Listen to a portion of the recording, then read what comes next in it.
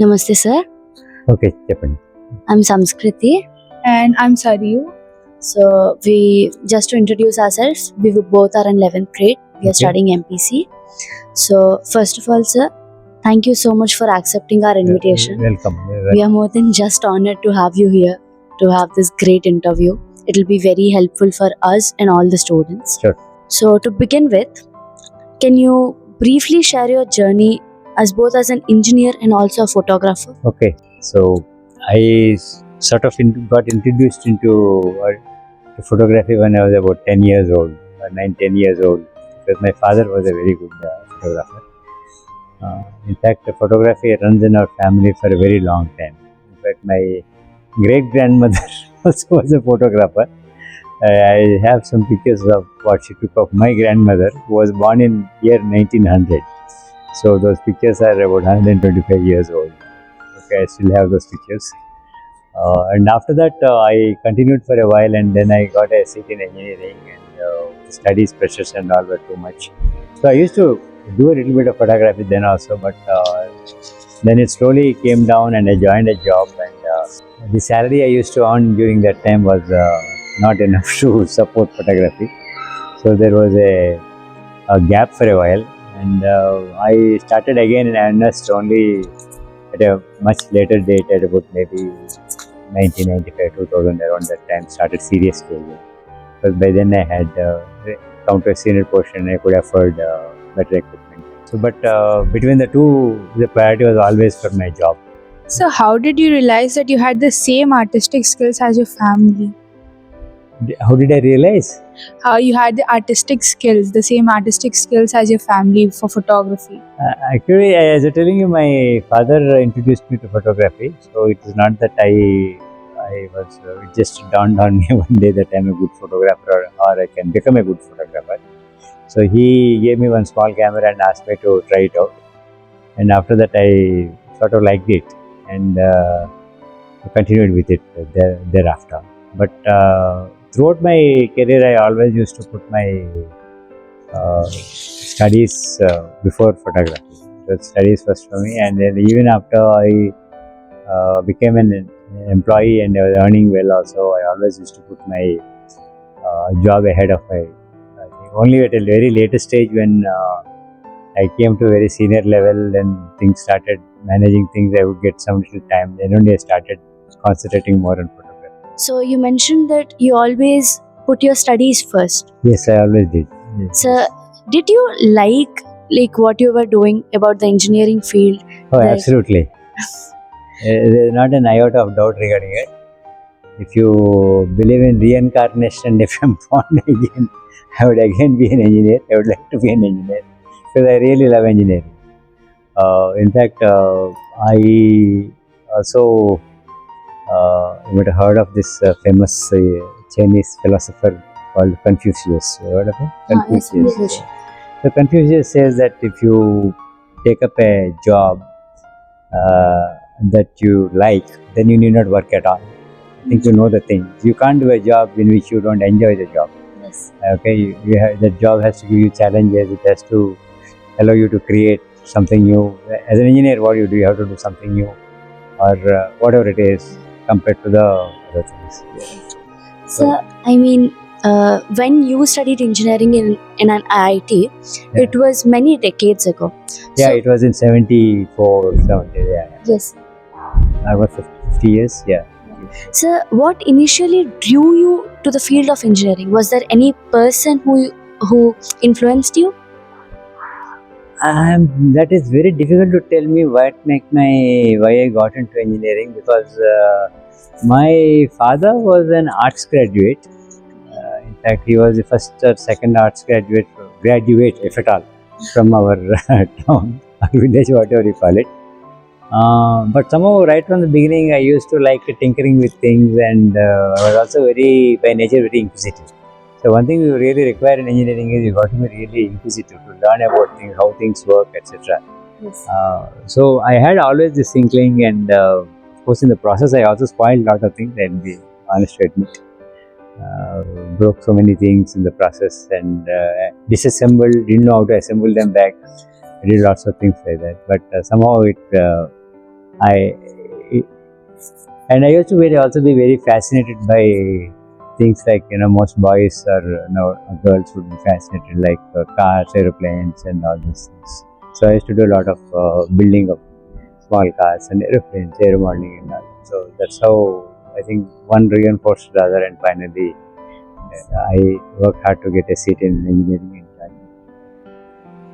So, how did you know that engineering, something called IIT, existed in that age? Yeah, that's a good question. In fact, when I first started, um I did my, I think yesterday I wonder they told you, I did my master's in IIT, bachelor's in government college. Yeah. Okay, so when I first joined, just when I passed my 12th class, you are absolutely correct. We didn't have much awareness of IIT yet. Okay, because I came from a small village, not village, maybe a town, and not much have heard of IIT. And those who heard, everybody used to think that IIT is something impossible. Don't even try for it. Okay, that's the attitude. And if I am correct in our, to the best of my knowledge, only one person ever got into IIT from that place over so many years. This was, I'm talking about 1965. That only one person they used to think is a god himself because he got a seat in IIT. So only after I joined the college and graduated, about to graduate, and that time many people started. It's an engineering college, so automatically you know more about IITs, and then people started saying that professors were there, and they were telling that it's not so difficult to get. Many of your seniors are already over there, and you just have to brush up things and get strong in fundamentals, and you can get a seat there. So that's when I started, and of course we had to write entrance exams during that time, and we also had to attend interviews at that time. Now interviews are not there. Interview is only counseling now, but there you got to attend a technical interview also. There were very few people to apply. So I went through that and got a seat in IIT Madras. But you are correct. In the very beginning, I had not much awareness.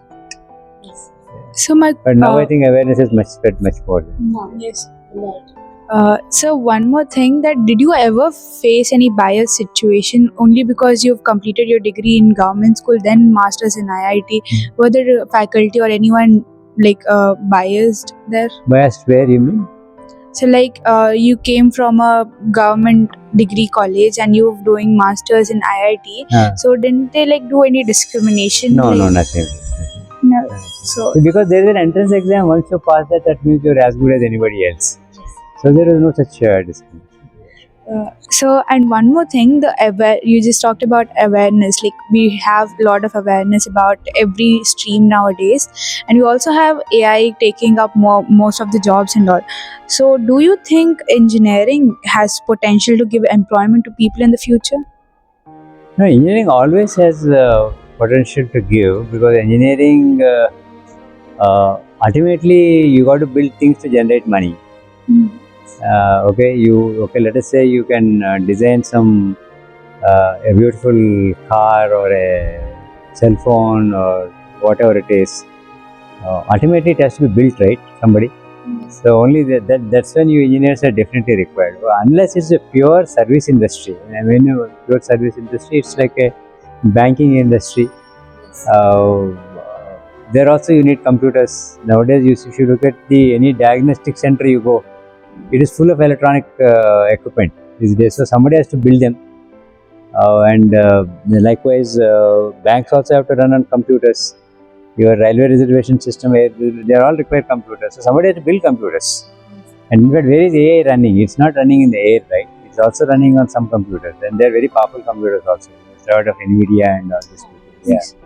So, but what is happening is certain jobs are definitely disappearing. There's no point in thinking that nothing is happening. It is happening, and it's happening in a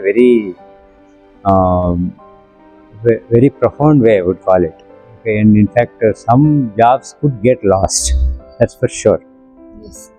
For example, translators are out. Simple as that. Yes. It's out, because translation, the earlier thing was it had no idea about the context. give you an example. Suppose you tell somebody, I waited for the doctor for a long time. Okay. You can also make a statement, it is a long time since I rained. You can also say it's a long time since dinosaurs were on the earth. So in the first case, you are talking about some 1 hour maybe. Second case, you may be talking about 6 months. Third time, you are talking about some millions and hundreds of millions of years.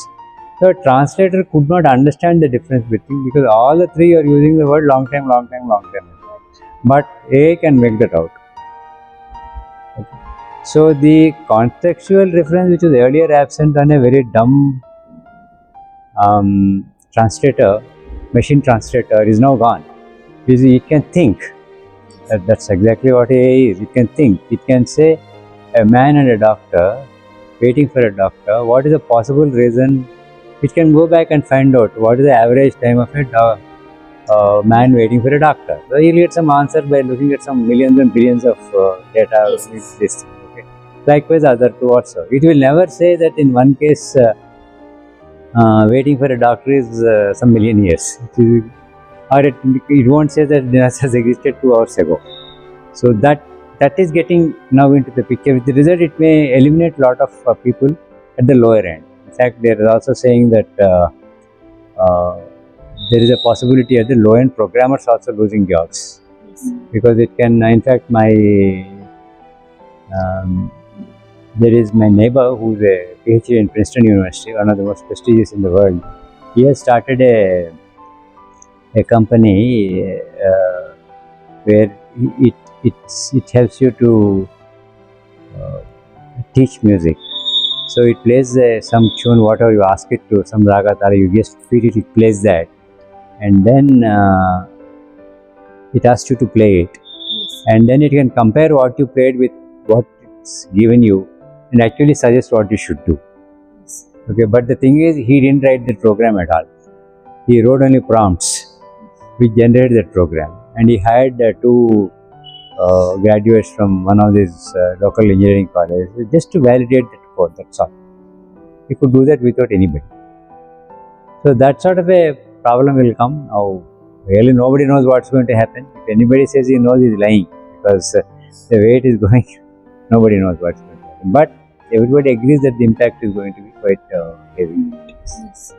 But what happens is, in many other cases, the service industries are not getting, some service industries will not get affected that much. For example, medical care, health, hotel industries and all. They cannot. You have to have a person there to receive and do and If engineering can have a AI could take over, do you think like commerce background will be affected? Like commerce in terms of like the business management commerce. No, I didn't get your point. Tell me. So like engineering is going to lose a lot of job. Engineers are going to lose jobs because AI taking up, like some sections might lose jobs. No, not engineering is losing jobs. Mostly, you could lose jobs in many ways. You could, technically, let us say you are not, you have written an answer paper. Let's say it is machine readable for some purpose. Okay, whatever it is. Maybe you wrote a history, all of you written a physics exam, let us say, and it is, let us say, it's machine readable.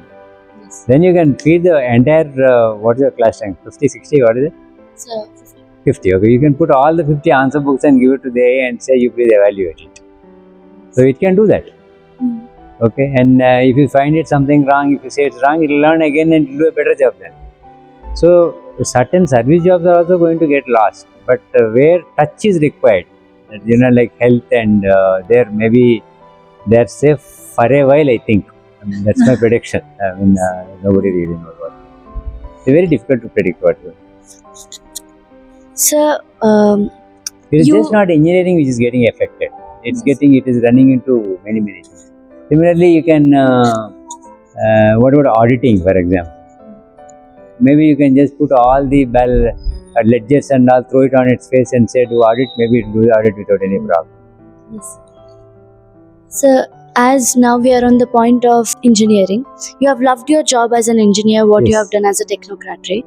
So, what core principles did guide you as your work as a technocrat? It's been so many decades, still you love it. So, any core principles? Yeah, definitely there is, because I always was telling you I am very much of a thinker and inquisitive. So the technology keeps moving.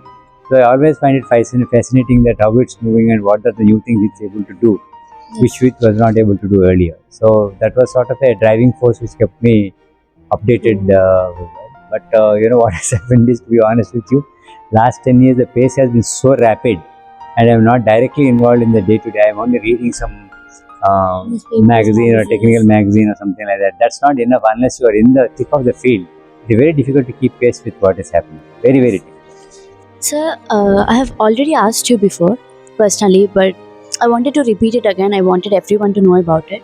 So, as you are an IITian, what will be your suggestion for the budding engineers? They got to get the fundamentals clear very well, right in the beginning itself. I had interviewed many IT students also. There is a tendency to stress too much on the tool rather than the theory behind it. I think that can cause problems at a later stage, because if you don't understand how the tool is working or why the tool is working, one day or the other you are going to get into a problem. Okay. That I think is very important. The laborious part can always be given to the machine, which will do, but it is important for you to understand. Telling you the example, you should know how to multiply, then you can use a calculator, it's okay, but to reduce the labor. But if you don't understand what that itself is a fundamental thing, then I think it's not a good thing in my opinion, because I've seen people making very bad mistakes at a very high level, and our customers used to come and yell at us also, saying that, don't you know, you say that you know so many things, but this, you don't even know the most fundamental thing which is there. Okay, it's like something, you are trying to design some engine or something, and you don't know what is Newton's laws. So you can. Okay, there is a case also, I know, that they try to build something underwater. They forgot Archimedes principle and they got all wrong things. Yes. So these are all problems that come because you don't properly stress on the fundamentals and employ them. I very firmly believe that it should be very clear. The fundamentals have to be taught. After that, fine. Otherwise, you want to use a tool, you use a tool. After there is nothing wrong in it. Okay, instead of a pen, you may use a typewriter. That's a tool, or a word processor. That's a tool. Similarly, you can use a calculator to do some complex calculations, or you could do. You maybe use it's too complicated. You could use a computer or whatever. But unless you understand the mathematics behind it, understand what you are doing, it can cause problems. Because also understand one thing: how is this thing doing automatically by itself? Because somebody has programmed it that way. At least that guy has to understand what he is doing. Otherwise, he can't write a proper program. That also we've seen. Sometimes the programs are upset because the guy has no idea what it is doing. He has simply given some, I think, do this. He has done it and gave it there. That's all. So that's why, as I told you yesterday, I think you have to have a good foundation. After that, you can build a beautiful building. If the foundation is not very good, one day it's going to collapse. So now I would like to ask questions about your photography. Okay. So my question was, first of all, what type of photography did you enjoy the most? Okay, that is, I told you in the little earlier itself, but that I'm a very inquisitive person. So things bore me very quickly. Okay. If I pursue something, after some days I find it very repetitive, and I don't like to do that anymore. I like to do something new. Not that I become a master to move into something else. So originally I was doing some what is called as some pictorial photography, which has certain rules on how you organize elements in the picture, how you design the picture, etc. Then that fad went away. Then they started street photography. So they said you have to capture the spontaneity and all that. I went to street photography for 3 years, then I got very bored about it. Yes. In Chennai, there are some very well-known streets, flower market, some mechanical shop. You can come and have a look, where they do repair the car parts, and these sort of things are there. They are all very interesting in the beginning, but over 3-4 years, I simply got tired of it. Then if you ask me what's your current fad is I like photographing landscapes because in between I also did some wildlife photography, birds and those sort of things. And then I found that that's also becoming very routine. And tiger photography in India is like worse than photographing in zoo because they become very accustomed to people and they don't even look at you when the jeep is going next to you, next to the tiger. So that went away. Then I started the landscape, and now I'm more concentrating on landscapes and seascapes, and then also on architecture. Okay, architecture is something that appealed to me because architecture, as you know, is half art, half engineering. Okay, so it also requires a degree of technical perfection in when you are photographing. For example, see if you are photographing a hill, whether the hill is slightly bent this way or that way, nobody knows because nobody has seen that hill first of all. Okay, or it is, whereas if you take a let's say you're taking a photograph of this room and there is that wind door over there, and if that sill of the frame of the door is inclined, you'll immediately know it's not a good photograph because you didn't align the camera properly. So I feel technically it's more challenging, and of course you also get to or you can try to get what was the idea of the architect when he did something like that. In fact, there is a very famous architectural photographer. He says a building is like a shy lady. She may not reveal everything when you look at her first time. Only when over a time, when you interact, you really know why generally the beauty comes out, because then only you understand why the certain elements have been put in certain way, and so on and so forth. So I find it closer to engineering in a way, which it is of course, and so I like it. I've been doing a little bit on that. I've also been encouraged greatly by one very good architectural photographer in Chennai. His name is Harshan Thomas. He is an architect and an architectural photographer. So he has a pretty good idea on what to look for. So I interact with him quite a lot. And So do you travel for this photography? yes, I do travel.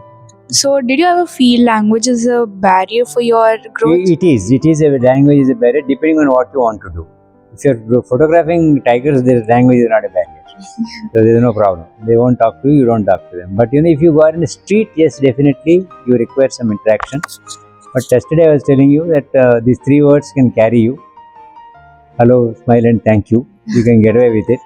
But sometimes you could get into problems. But so what I generally do is, if you want to get into street photography and if you are finding it little shy or don't want to get into the thick of things, the best thing is to go to places where a lot of photography is already going on. For example, if you go to a place where a lot of tourists are there, nobody bothers about you join as one of the tourists and you go away, proceed in it. Or you join with a group of these photo clubs, etc., where there is a few others along with you who can bail you out in case you are in a problem or something like that. So in Chennai, I don't know Tamil. I generally go with 2 or 3 other people who are locals. So we have a small group, and in cases they ask you, why are you taking this picture? What are you going to do with it? They have a right to ask you. There is no doubt at all. Most people are quite okay if you tell them that I am only photographing it for my sake. I don't come from any magazine or I am not press or something like that. If you tell, they are quite okay with that. Okay. Then sometimes they will ask you whether are you going to put it on Facebook. You may say yes, and then they may say no, we don't want it to be put. Then you honor it, like what you say. You should honor it. It is the correct ethics to honor their request. That you can take a picture, but don't put it on Facebook. Yes, you can only share it with your few friends or something like that, but you can't put openly on a Facebook or a Insta or something like that. Sir, you have traveled so much for photography. You have done so many types of photography.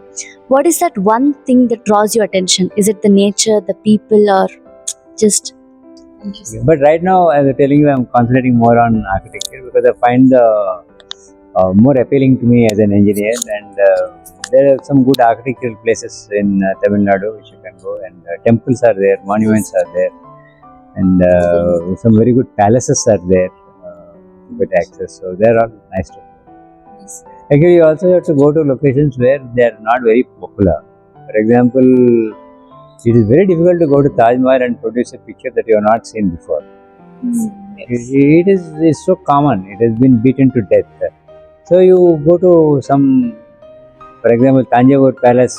Who has seen it? You have not seen Tanjavur Palace. You have no idea what it is. Or you can go to Madurai and Tirunalai, which has the world's largest columns, 80 feet in height and 6 feet, 8 feet, 10 feet in diameter, each pillar.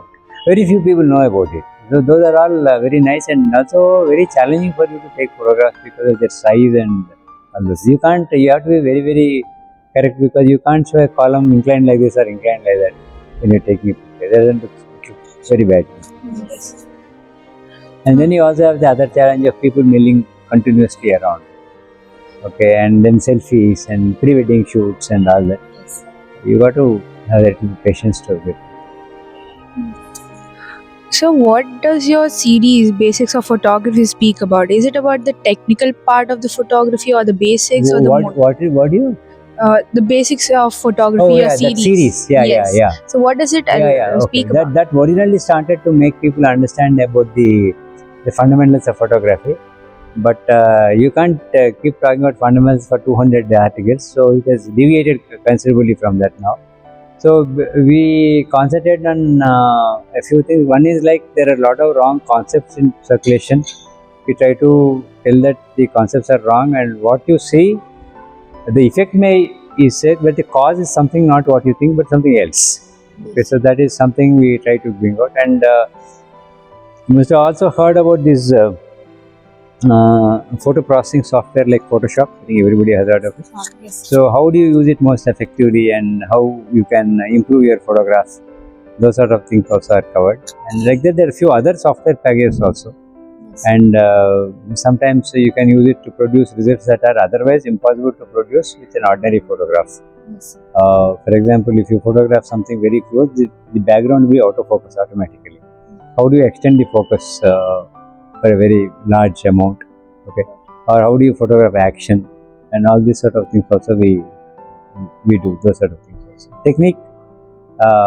Techniques and technology, let me put it that way. Yes. And of course the art side of it, like composition, how you compose images, how do you set up lights for a particular portrait photography and so on. So, as you are an engineer and also a photographer, I mean, you are an engineer. You know the basics of photography. You are a photographer also. So, does it help you with your job? Are there any intersection points where you feel that this? I understand this because I'm a photographer and also an engineer. See, as a photographer, it doesn't help me in any engineering. Actually, that's for sure. There is nothing that photography helps me in engineering. But definitely, knowing electronics definitely helps photography. Because basically, if you look at it today, what's a camera? It's more or less a small computer. You can think with a lens fixed to it. That's all. Once the image forms on the sensor, the whole thing is electronic. There's nothing thereafter goes on. Even forming the image itself, a lot of electronics is there inside. Yes. I don't know. Did they teach any electronics to you? So we do have an ATL lab. We have a robotics. What lab? ATL, Adult Thinking Lab. We have a robotics lab in our school. So anyway, the whole thing depends on even study a little bit in a lower level called photoelectric effect and all these sort of things. Some basics of some quanta theory and all that. So it is definitely that's actually how it started, because as I'm telling you, a lot of mistakes occur because they are not technically qualified. So since I have an electronics background and my in electronics also specifically, I am on the devices side. I was on the devices side. That is how to fabricate transistors and those sort of things. So now completely outdated, but then so it gives you a much better insight into the what is happening in cameras, etc. So you showed us an image yesterday of an African kid who was starving. Yes. So how could we take this concept of spreading awareness to a next level through photography? Yeah, not that it is. It's not much you can, as an individual, you can do. But if the photograph is powerful enough, it will automatically find it gets. Okay. So anyway, the whole thing depends on even study a little bit in a lower level called photoelectric effect and all these sort of things. Some basics of some quanta theory and all that. So it is definitely that's actually how it started, because as I'm telling you, a lot of mistakes occur because they are not technically qualified. So since I have an electronics background and my in electronics also specifically, I am on the devices side. I was on the devices side.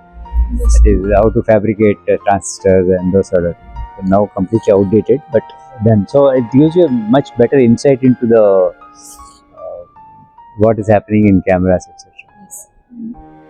So you showed us an image yesterday of an African kid who was starving. Yes. So how could we take this concept of spreading awareness to a next level through photography? Yeah, not that it is. It's not much you can, as an individual, you can do. But if the photograph is powerful enough, it will automatically find it gets propagated. Okay. See, the unfortunate thing in the world is that bad things get propagated more than good things. That is inevitable. Okay. So when you really produce such a compelling, forceful image, it does reach certain people. Then many people will comment on that. So some people may get the rights to publish it themselves, and so on and so forth. And then there are many awards for press photographers. They could say this picture has won this great award of this thing, and that may other people, like somebody Hindu like may put it saying that this picture has won it. So that will reach another 10,000, and so on, so on, so forth. It will multiply and increase. But now you have also social media. Almost every newspaper has its own website. Yes. Okay, and likewise if they put it, and the photographer himself is very well known, he has his own website, or he may post on Facebook, etc. So the awareness that way increases. That I'm not sure if I answered your question No, properly. you did. But, You did actually. So what's your favorite type of camera? You have any preference for the choice of camera? Okay, so the favorite type is if you talk about brand, I've been using Nikon almost all the time. Okay, even Agarwal uses Nikon only. Now that is not very much fashionable these days, because people have mostly moved to Sony, which has a lot of GVs type of a technology. Okay, but we look at it in so the younger crowd, when I teach, most of the younger crowd is only buying Sony cameras.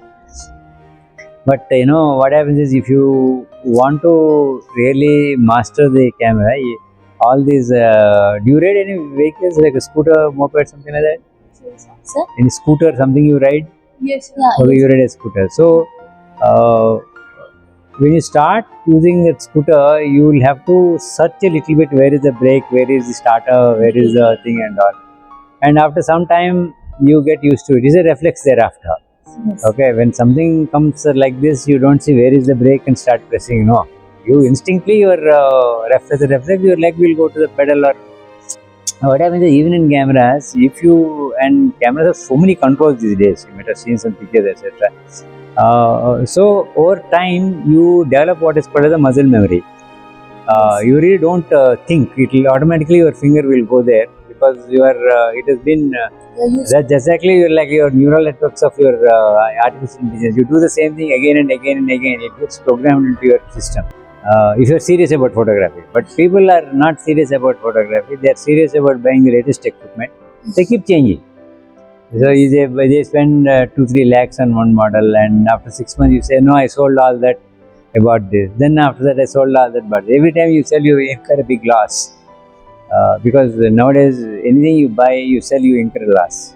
Have you ever tried to sell a TV? Sir? Did you ever try to sell a TV? Yes, sir. Nobody will buy it. That's all.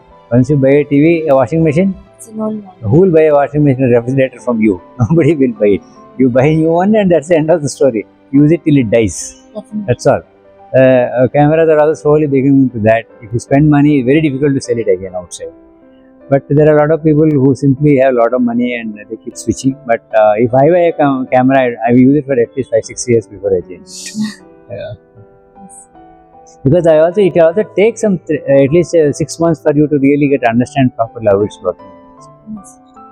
So, as we are on the topic of cameras, whenever you're taking a picture, does the quality of camera matter more or your vision matter more while taking a picture? Definitely vision matter more, because these days, if you strictly speaking, if you look at it, there is no bad camera. Just about every camera will do the job. It will do the job pretty well.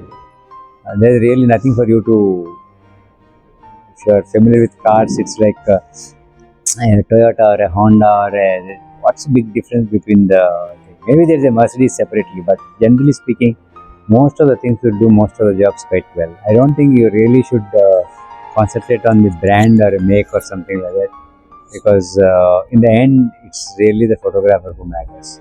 Good equipment helps you. There is no doubt about it. It's like this.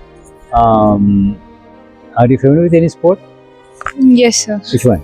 So Kho, basketball. Okay, cricket or something like that. Secret. Yes, sir. I'm familiar with cricket. Now, okay, now cricket is there. Now that Subman Gill is in the high form these days. So he must be using a very wonderful cricket bat, etc. Now, if we get you the same bat, will you score like him? No, No. Now, if you give him a piece of wood, will he score like what he's scoring? he can.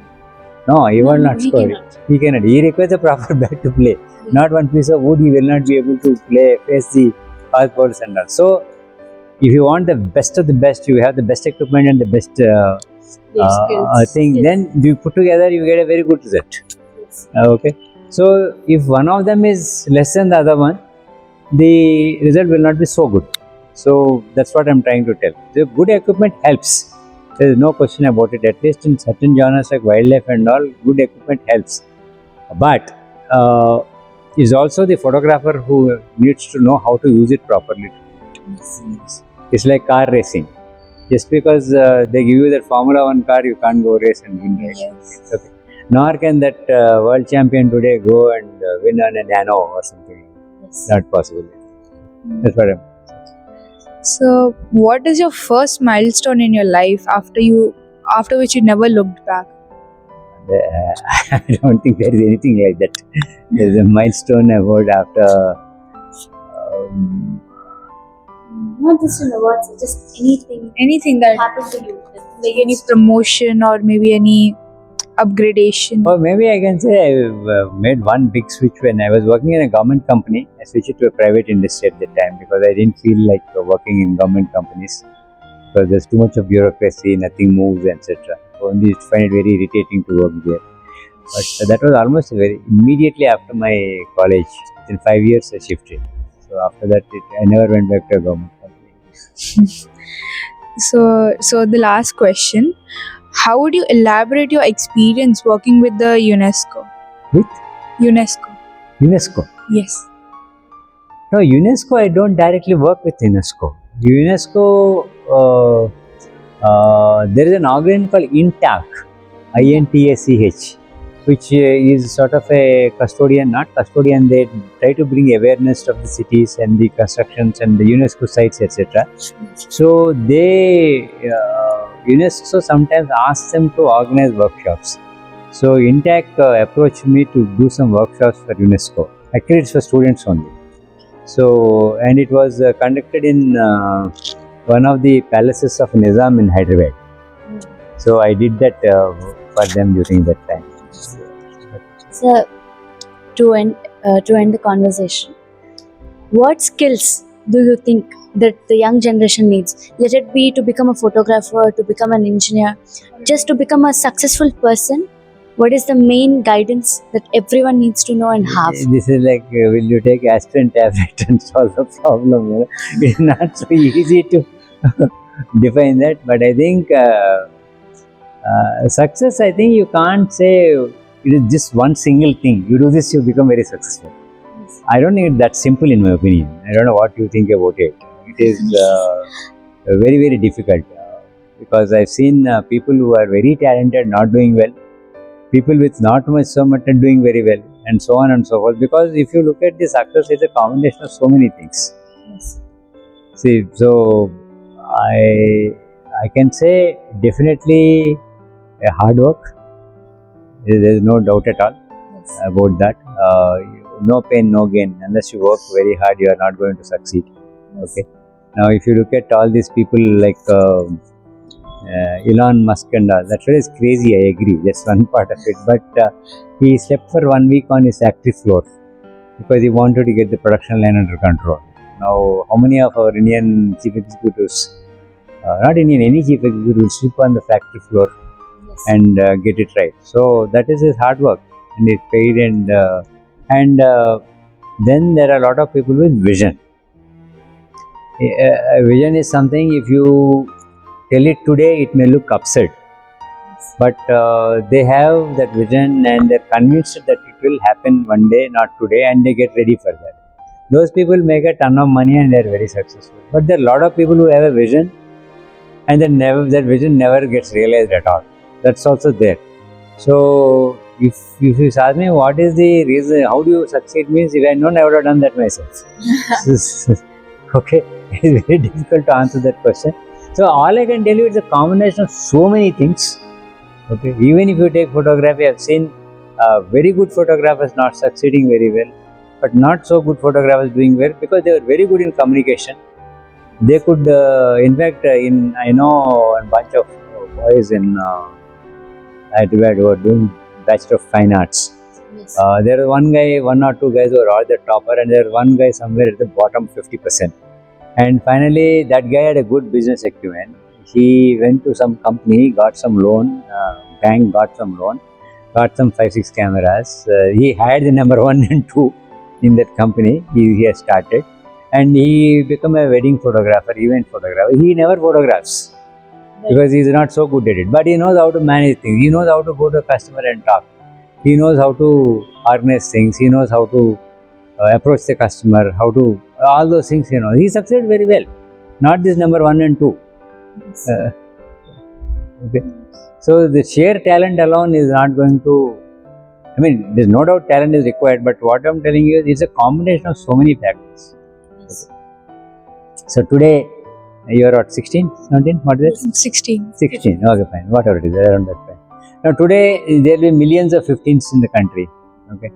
Now, just after we are 40 or 45 years old, if you look at all 16, 17s are not at the same level at the time. You will find that some have done extremely well, some have become billionaires also. There is the same environment all of us are working, but they could see money, which same thing with me also. There are many of my classmates who have done extremely well, who made a lot of money. There are some of my classmates who failed very badly also in life, though they were very good in academics. So it's a combination of so many things that is required, and circumstances, all this put together. So there is no easy answer, because as I tell you, if such an easy answer is there, all of us would follow it, including myself and that. Okay. Yes. Thank you, sir. I hope it Thank was you useful so to you. much.